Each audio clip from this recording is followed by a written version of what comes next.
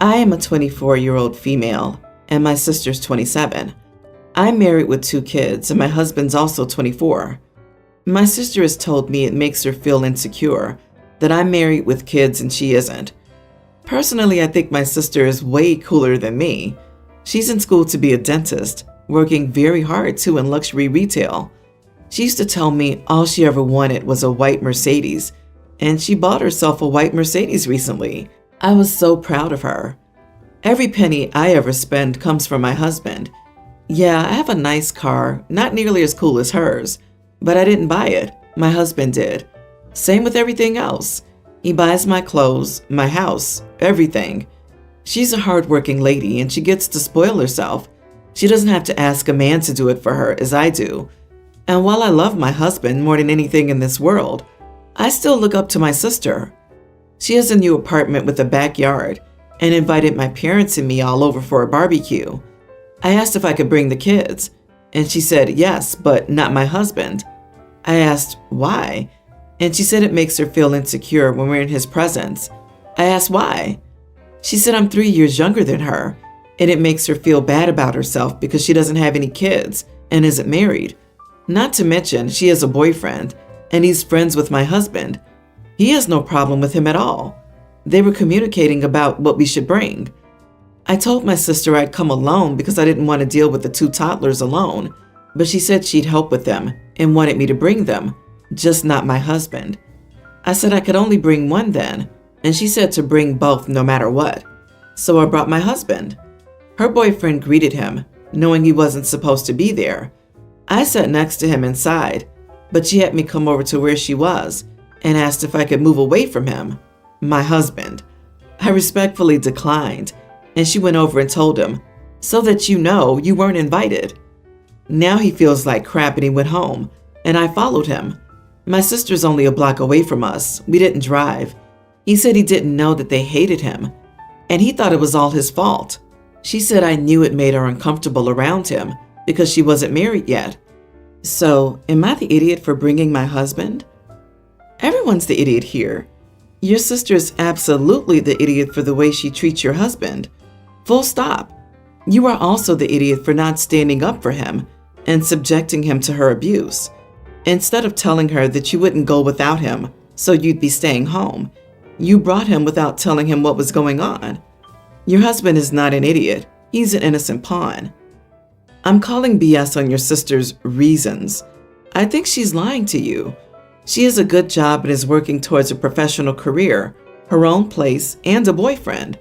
If she wanted to marry and have babies instead, why didn't she just do that? It feels like there's something more at play here. Going out on a wild limb. Maybe she fancies your husband, envies your relationship with him, and can't stand to see the 2 of you together because she's jealous. See, if her insecurities are based on you being married with children, how come she's demanding you bring the kids? How come she's demanding you don't sit next to your husband when her boyfriend is there? That's what got me. If she's upset about not having a husband and children, wouldn't the children be as triggering as the husband? Something else is happening here. On the other hand, she has a right to invite or exclude whomever she wants from her own home. You don't get to decide that for her. On the other hand, she's a lot. Please tell me this isn't a she got with her sister's ex situation. That was my thinking too. The older sister is weirdly obstinate about not being around the husband. There's a past between them, or her boyfriend told her something about the husband that OP doesn't know, or maybe the sister has a thing for the husband. Update. Some people have the same concern I've had for 8 years now. I think my sister does have a crush on my husband, but I'm not 100% sure if that's true. The only evidence I have is sometimes I catch her staring at him, and I'll say something silly like what you see? And she'll say, no, I just like his shirt. And sometimes she'll look at him and say to me, I wish I had what you have. But I always assumed she was talking about a family in general, not my husband specifically. A lot of you are totally right. I totally should have let my husband know, and I should have just told my sister straight up, I'm either going with my husband or not at all. I didn't think of it like that. That being said, here's the real reason for this update. I took your guys' advice. I called her, apologized, and asked her straight up, "Do you have a crush on my husband?" She stuttered a ton and said, "A little bit." So I think that answers it. Should her boyfriend know? Should my husband know? I don't know what the right thing to do here is. My daughter and son are only 18 months apart, but are completely different people. My daughter has dozens of friends and loves socializing and going out. My son has 2 friends he can go days without talking to, and when he's not at school, he likes to be in his room reading. Sometimes I send him outside for a little sunshine, and he reads books on Libby with his phone on the porch. Recently, my daughter accused me of favoring my son and punishing her for being more outgoing. My son rarely's denied doing something he wants to do. I don't force my kids to do much with their free time. If their homework's done and their rooms are clean-ish, they can spend their weekends doing whatever. My son usually spends his weekends in his room, as I said. However, my daughter always wants to go somewhere. She usually asks me to drive her. If I can, I will, but sometimes there's a scheduling conflict.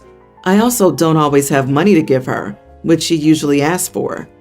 One of her friends' moms can sometimes pick her up, but again, she usually goes to a movie, the mall, or a restaurant with a friend. She usually wants money, and I can't give her $40 every single weekend for hangouts. It's just not financially feasible. I told her she might consider suggesting cheap or free activities to her friends, but she said that isn't what the group wants to do. I suggested she might get a part-time job, and she was upset. She said I've never told her brother to get a job. He's 18 months older. The thing is that my son is cheap and easy. He doesn't ask for expensive books, and if he does, he asks for them as a gift for his birthday or Christmas. He reads stuff from the library or the internet.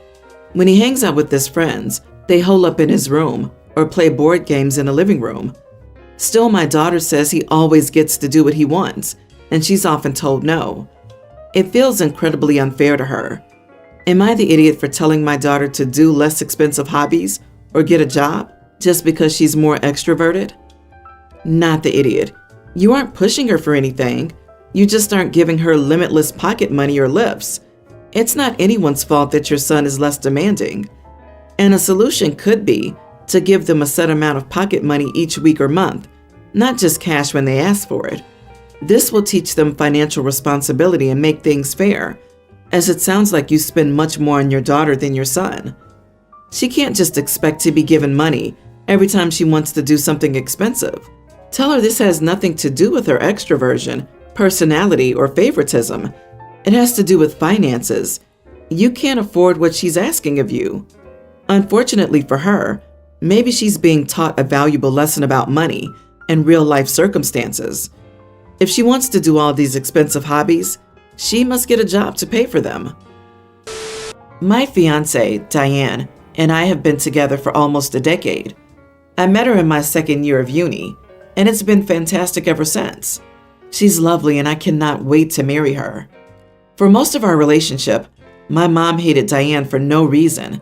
My mom would harass my fiance, call her the most disgusting names, and act like a teenage bully. It got so bad that I stopped speaking to my mom for years. About 2 years ago, my mom apologized for treating Diane poorly and wanted to welcome her into the family. It was somewhat unexpected. My mom never explained herself, only apologized for her past actions. Diane and I have accepted her apology, but my relationship with my mom has never quite been the same.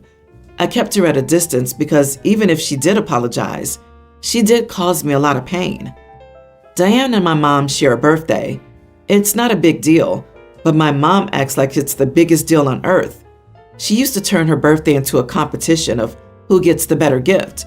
It was exhausting, and one of the reasons I stopped talking to her. Since her apology, her behavior surrounding her birthday has not been as extreme, but is still a little passive-aggressive. My mom and Diane's birthday was a few months ago, so unfortunately, we couldn't celebrate my mom's birthday the day of, but I took her out for a relaxing spa day and dinner at an upscale restaurant. We celebrated a week in Paris for Diane's birthday, where I proposed. We had an amazing time, and I'm so glad I can finally call her my fiance. Diane is happy, and I'm happy. My mom did not say anything about our proposal, but I assumed she was happy for us or neutral. Then a few days ago, I got a call from her. She was crying. She was screaming names at me, calling me a terrible son, and wishing me a horrible marriage. My mom told me that she felt neglected on her birthday and that it was unfair that Diane got a romantic vacation and an expensive ring while she was left with scraps. I thought this was ridiculous, and I told my mom that she should be grateful for her scraps and stop acting like a spoiled child. However, she did not handle my words well and cursed me out before hanging up. Diane thinks I should have handled the situation more tactfully to avoid causing my mom more emotional distress. Edit. My mom raised me entirely by herself. My dad left when I was young, and I've never spoken to him. Not the idiot. Scraps? It's ridiculous. She's ridiculous. This is your fiancé. I love my mom, but she's never going to get what my wife does regarding gift value. Your mom is not married to you. She knows that, right? However, her reaction is so over the top and completely inappropriate. Keep setting boundaries. If your mother thinks it's a contest between her and your fiancé and is carrying on like this so soon after your reconciliation, it is no time to be throwing her bones. It's time to either completely set her straight and tell her she's on her very last chance, or let go of the whole mess and part ways again. I agree. Your mom is treating you like her husband. It's so weird. Like, did she want a romantic vacation and an engagement ring too? A spa day and an excellent restaurant are still really nice gifts. Time to go no contact with her again. She will only bring toxicity to your relationship. I, female 25, have a tight-knit friend group comprising 6 other friends of a similar age and me. We've all known each other for 7 years and are all extremely close. Of course, we occasionally have little bits of bickering between us, but overall, we're good friends. One of our friends, Logan, male 28, and I used to date. It was 8 years ago, and we dated for around 10 months. The relationship was nice while it lasted, but Logan and I weren't compatible in many ways romantically and mutually decided to end the relationship. Logan now has a new girlfriend, Daisy, female 25. They started dating 5 months ago, and Logan asked if he could start including Daisy in our friend group activities. Everyone said yes, except me. I don't want Daisy to join in because Daisy's presence makes me uncomfortable. I'm not jealous that she's dating Logan. I'm uncomfortable around her because of her previous actions. Daisy went to the same school as me and tormented me throughout my teen years. She would constantly body shame me for being tall and muscular, follow me around and tease me, and get her friends to comment mean things on my social media. I'm more confident in myself and my body now, but at the time, Daisy caused me a lot of insecurity and anxiety. I explained this to everyone, including Logan. They think I'm just jealous that Daisy's dating Logan because I'm still single, and they're telling me to just take this opportunity to have some closure from bullying, and that they're sure Daisy's more mature. However, Logan insisted that his girlfriend is so kind and caring and feels terrible about her actions. I don't care if she's changed. I don't want to be around her. Last week, we all met up to go to a small event at our town center. Logan promised he wouldn't bring Daisy because she had other plans. Well, lo and behold, Daisy shows up fashionably late. She couldn't go more than 2 minutes without making a rude comment about my body after arriving. I loudly said that I couldn't do this, and I walked away from them and towards the car park. Everyone was staring at us. I didn't care. Daisy and Logan tried to follow me. Logan pleaded for me to stay and talk. I made even more of a scene by shouting at them how inconsiderate they were. I just didn't have the patience to keep my composure. I quickly left in my car. My friends all say I'm an idiot for making a scene and embarrassing everyone. Am I the idiot? Not the idiot. They say she changed. Where has she changed? You have every right to feel like that, and you didn't make a scene. You told them what she did, and she did it again, even though she's changed. Maybe Logan should also start seeing her true colors. How do people keep making the victim the villain? That she commented right away, instead of at least trying to care, as he said she now is, makes me wonder if she started dating him to get to you again. The earlier bullying and that she still wants to find and torment you, hence it's some kind of unhealthy obsession on her part. You made a scene in public because you were triggered. You told your friends exactly why you didn't want Daisy included in these group activities. You voiced your concerns. How are they outraged when she did exactly what you said she did as a teen? Behaved exactly like you said she would, and then you had a legitimate reaction to it. Where did it get off criticizing your reaction without considering her action? Honestly, as someone who got bullied relentlessly in school, I understand why you're conflicted. I'd suggest having an open and honest discussion with your group. If they get it, fine. If they don't, you don't need people like that in your life. So I, 22 female, recently started working at a prestigious company that is unfortunately very male-dominated. On my team, for example, I'm the only woman. There are Asian guys and another black guy, but it's mostly white dudes. And this is one of the more diverse teams. As a woman of color, it's been a challenging and often isolating experience.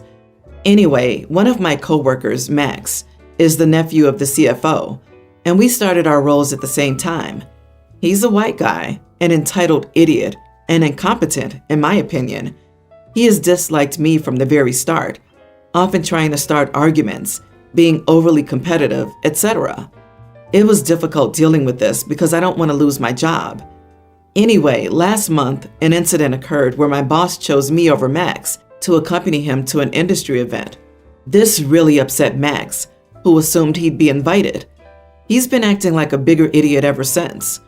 This all came to a head when I got lunch with my female colleague from another department. Max insisted on joining us.